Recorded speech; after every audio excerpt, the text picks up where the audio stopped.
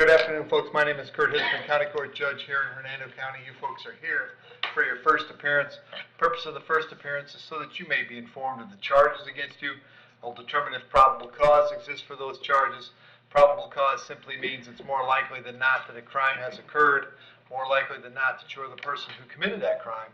Of course, as you stand before me this afternoon, I presume that you're innocent of these allegations. That presumption of innocence will stay with you through every stage of the proceedings, unless and until the state attorney's office is able to prove the allegations against you beyond and to the exclusion of a reasonable doubt. We'll set your conditions of pretrial release today, that is your bail, your bond. In most cases, you've had a bond set already pursuant to the bond schedule here in the 5th Judicial Circuit, or the warrant which led to your arrest. Determine if that bond should be raised or lowered or left the same, or whether there'll be additional conditions of pretrial release placed upon you. We'll let you know when your next court date will be. If you'd like to have the services of the public defender, I'll gladly appoint the public defender to represent you this afternoon. You do have a right to have contact with folks on the outside, family, friends, counsel.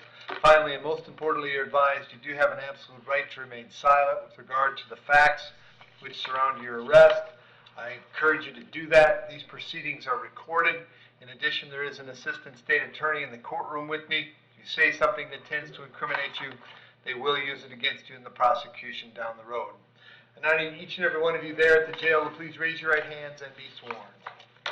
You all solemnly swear affirm, tell the truth, whole truth, nothing but the truth. Outstanding. When you hear your name called, please step forward to the podium. Caitlin Cassidy. Your Honor, she posted bond. Oh, that's awesome. All right. Bernadette Campbell.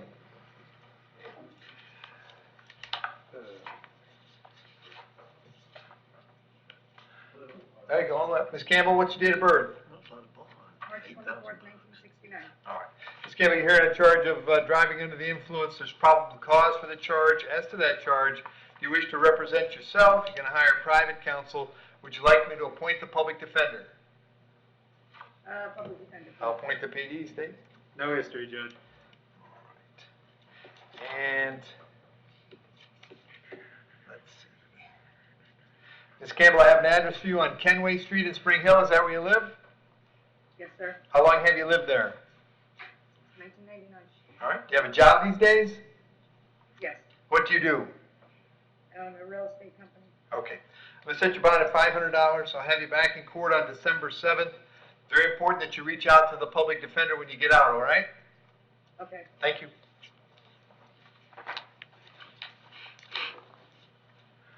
Lindsay Evans.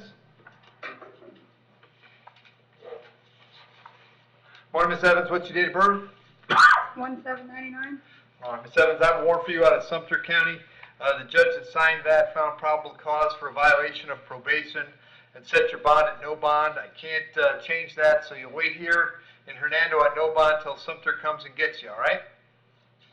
Do you know how long that might be? I do not. They will. I think with this one they'll try to get you. If it's a felony VOP, my guess is they'll try to get you over there pretty quickly. All right, thank you. Thank you.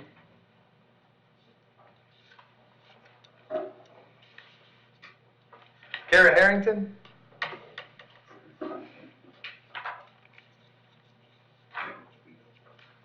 Afternoon, Ms. Harrington. What's your date of birth? 10/27/71. I have two charges. I've got the possession of controlled substance, possession of drug paraphernalia. There's probable cause for those charges. As to those charges, you want to represent yourself. You're going to hire private counsel. Would you like the public defender? Public defender. I'll appoint the PD, Steve. Adjudications in 2019 for petty theft and possession of methamphetamine. Adjudication 2018 for loitering and prowling. Adjudications in 2017 for providing false name to Leo, possession of drug paraphernalia. Adjudication 2017 for failing to appear, and withhold 2015 for dwellers. And let's see, Ms. Harrington, I have an address for you on 40th Street North in St. Pete. Is that where you live? No, I moved to Port McCoy. So what's your address now? I don't know the address number, but it's 184th Lane. Okay. Do you have a job these days? Just taking care of the family there. I don't get paid for it. Okay. All right. On the On the controlled substance, I'm going to leave the bond at the $2,500 on the paraphernalia. That's a total of $2,500. I'll have you back in court on the 30th of November. Very important if you get out that you contact the public defender, okay? Thank you.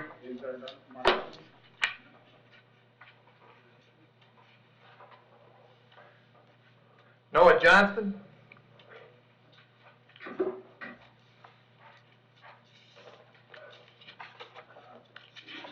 Afternoon, sir. What's your date of birth? 080302. Had 2 charges today, driving on a suspended license and resisting without. There's probable cause for those charges. As to those charges, you're going to represent yourself. You're going to hire private counsel. Would you like the public defender?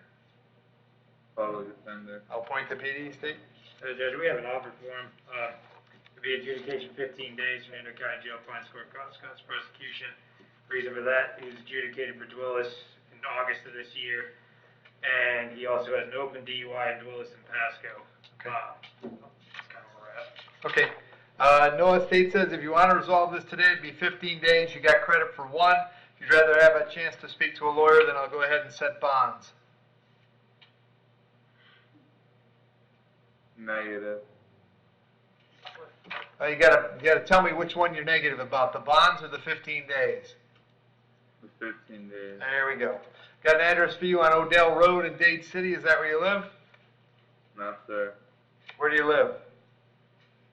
I live on 9243 Cooper Terrace Road in Brooksville, Florida. All right. How long have you been there? Like 3 or 4 months. You have a job these days? Yes, sir. What do you do? I work at Circle K. Okay. Leave the bond on the driving at $1,500 on the resisting. The total's $1,500. I'll have you back on December 7th. Make sure you reach out to the public defender when you get out, all right? Alright. Thank you. Cody McLaughlin.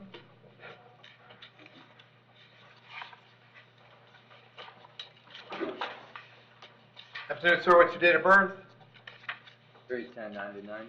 And I have assault or battery on a person 65 or older, battery on a law enforcement officer resisting without violence, and it appears that you're also currently on felony probation. Is that correct?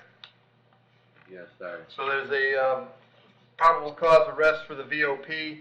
As to those charges, you want to represent yourself. You're going to hire private counsel. Would you like the public defender? I'm gonna take a private, or I'll take a public defender for right now, sir. All right, I'll appoint the public defender in both cases. Obviously, the bonds on the VOP is going to be no bond. Those are coming back on November 30th. On the new charges, I'll set the bond on the battery at $5,000, $5,000 on the battery on a Leo, $1,000 on the resisting. That's a total of $11,000 there. But of course, you can't bond out because of the VOP. Also, order you not to have any contact with Harold McLaughlin. For you, since you'll be in jail, that means don't call him or write him from the jail.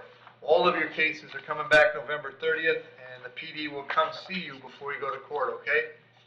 Okay, and then am I allowed to still call my mother? You can speak to your mother, but if you call there and get your dad and talk to him, then you'll be looking at contempt and probably new charges. Okay. So be careful. Okay, so like, as long as, like, cause they live in the same house. I'm with you, but that's on you. I'm not ordering them to do anything. I'm just saying, if you have any conversation with your father at all, you're probably committing a new crime, okay? Okay, Okay. yes, sir. Sean Claus? Want to start with your date of birth? 4/17/92. All right, Sean, you're here on a warrant that was signed by Judge Healis. She found probable cause for a violation of probation. The recommendation I is six. fell in, 60 days. Yep. I fell in some hard times, like, I'm sorry, like, I messed up, you know.